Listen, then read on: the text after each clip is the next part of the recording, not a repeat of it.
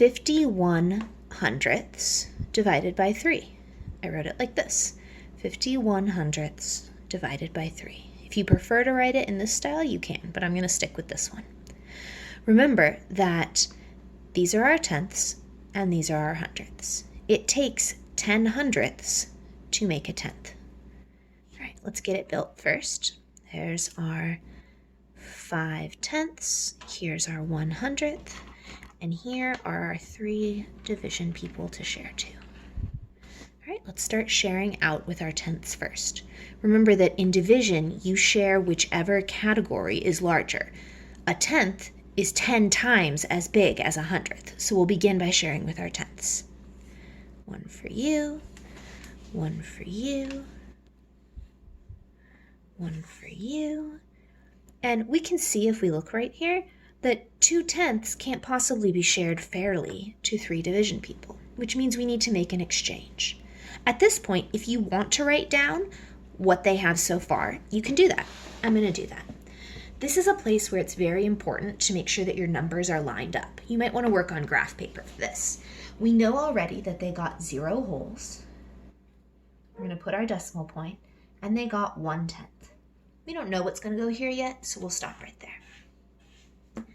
Each of these tenths is worth 10 hundredths, so we're going to make that exchange. This tenth is worth 10 hundredths, so we'll put that back in the box. This tenth is worth 10 hundredths, so we'll put it back in the box. We still have the same amount here, we just broke it into pieces that were smaller so we could keep sharing. Right now I have 10 and another 10 and 1. I have 21 hundredths. If you know how to count by threes, you can probably tell me how many it's going to get, but I'm going to share it out the long way just to show you.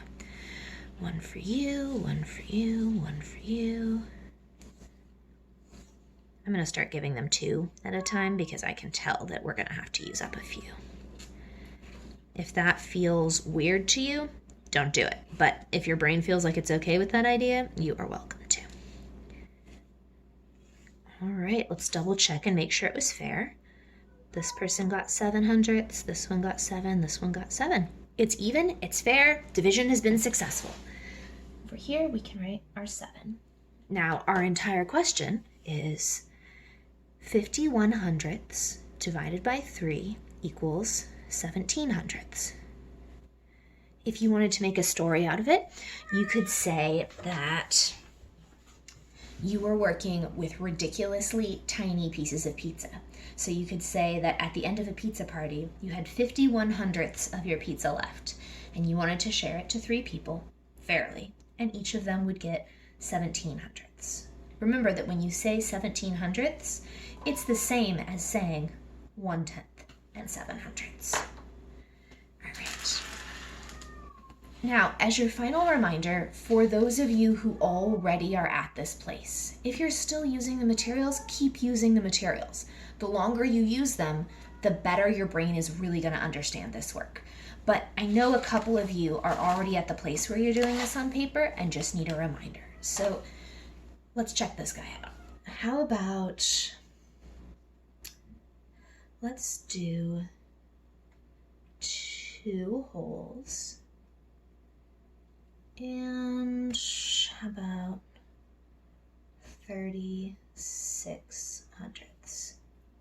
Some people would read this as 2.36. You can say that. You can also say 2 and 36 hundredths. And let's do that divided by, I vote 2. Now, this is assuming you already know how to do long division, because if you're doing division with decimals without using the material, you probably already know how to do long division. So in long division at this point, we would ask ourselves, how many times does 2 fit into 2? Or if you have 2 things and 2 people, how many will each of them get? They'll each get 1. You write that up here on the top. Then down below, we say, what is 1 times 2? Or how many did we use up? We used up everything. So we used up 2. We make that into a little subtraction problem to show us what is left. 2 minus 2 equals 0. We use them all up. Now, at this point, you're going to take that little decimal point and draw it there in the answer. You want to make sure everything lines up beautifully in this work. Again, a really nice way to do that if you sometimes get a little sloppy in your math is to do this work on graph paper. Now we're going to go like this and bring down the tenths. That's saying, hey, I am done using the units. Now I'm ready to work with the tenths. I have 3 of them. If I'm sharing that to 2 people, how many can each person get while it's fair? Well, they can each get 1. So we're going to give each of them 1 in our answer. If each of them got 1, how many would we have used up? Or what is 1 times 2? 1 times 2 is 2. So we used up 2 of the 3 that we had. There's 1/10 left. You'll notice that I'm calling this a tenth still because I know what it is, but I'm not bringing down the decimal point or anything. You don't need to. Now, on our work on the board, what would happen now is we would take this tenth and break it into 10 hundredths. The way we show that on paper is we just bring our 600ths down, set them next to it, and suddenly this moves into saying 16 hundredths. If you have 2 people and 16 hundredths, how many will each of them get? Well, you can count by 2s if your brain doesn't go there on its own.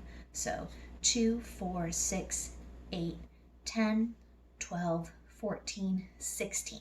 So each person got 8. Since I counted exactly to 16, that means I used it all up.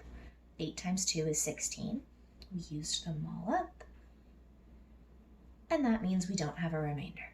So 2 and 36 hundredths divided by 2 equals 1 and 18 hundredths. I'm going to show you one more, because what if there was still something left down here? I'm going to make a number completely at random. I have no idea if it will come out even or not. All right, we're going to say 4 and 35 hundredths divided by 3.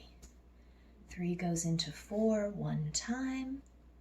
1 times 3 equals 3. There's 1 left over to exchange into tenths. Now we have 13 tenths. 3 goes into 13. Let's find out. 3, 6, 9, 12, 15. No, it can't go to 15, so only 4 times. 4 times 3 is 12. We counted to 12 on our fingers. There is 1 left over, 1 of our tenths to exchange for 10 hundredths. Now we have 15 hundredths. Oh my goodness, this one came out perfect. Well, let's just change our number. Let's pretend there are 2 thousandths there too. All right. 3 goes into 15 5 times. 3 times 5 is 15. We used it all up. Now we have 2 thousandths that I sneakily added in there. When you have 2 thousandths and try and share it out to 3 people, that's obviously not going to be fair. They're going to get 0 because there isn't even enough to share 1 out to each person. 2 is smaller than 3. They're going to get 0 thousandths. But here's the deal. When we're working in decimal division, we don't write remainders anymore. Maybe if we get past the millionths and it's still going, we might write a remainder. But we don't need remainders because now that we're using our decimals, we know that these 2 thousandths can just be traded in for 20 10 thousandths. So we're going to add a little 0 here. This doesn't change the number. It's saying, oh, by the way, when I started the question, I also had 0 10 thousandths. If I wanted, I could say I also had 0 100 thousandths. I also had 0 millionths. I could put a bunch of zeros past there forever and it wouldn't matter because we're in our decimals. So let's bring down our 0 from our 10 thousandths. We have 20 10 thousandths. 3 goes into 20. 3, 6, 9, 12, 15, 18, 21. Can't do 21, so we'll stop there. 6 times. 3 goes into 20 6 times. 3 times 6 is 18. 18 was the biggest number I could count to. There are 2 left. Oh, this is just what I was hoping for. This is going to be epic. We have 2 10 thousandths left. We're going to exchange them for 100 thousandths. Now we have 20 100 thousandths. Your brain might be thinking, dude, I just did 20. Well, let's watch and see what happens. 3 goes into 20, 6 times. 3 times 6 is 18. We used up 18. There are 2 left. 200 thousandths gets exchanged for 20 millionths. 3 goes into 20, 6 times. 3 times 6 is 18. 2 left over. We made it to the millionths. So at this point, you could write a remainder, or you could be amazingly awesome and do this cool thing in math where you tell people with your answer that these little 6s are going to continue forever. Because we're going to keep getting 20, 18, 2 left over, 20, 18, 2 left over. You can see that that's going to keep happening. We can draw this little line above the 6. That little line above the 6 says, hey, everybody reading my math, those 6s are going to continue forever. They're never going to stop. It's going to be 6s in the 10 millionths and the 100 millionths and the billionths, all the way up to as far as numbers exist, which is forever. However, because I'm a sane human being and don't want to waste millions of pages of paper just writing 6s off into the nowhere, I'm going to put that little line. So in our question here, 4 and 352 thousandths divided by 3 equals decimal point. If you don't put the decimal point, it's all horribly wrong. 1 and, wow, this is going to be a hard one to say, 450,666 millionths. At this point, if you wanted to say 1.450666 continuing, you could do that. But if you want to challenge yourself, it's really cool to be able to say 1 and 450,666 millionths. That, my friends, is decimal division. If this looks insane, that means that you probably haven't had a lesson on it and you're not ready for it yet. So leave it alone if this looks like madness. But if you're one of the people who already knew how to do this and just needed a review, carry on with life. Send me a message if you're feeling confused and you need some more help with this.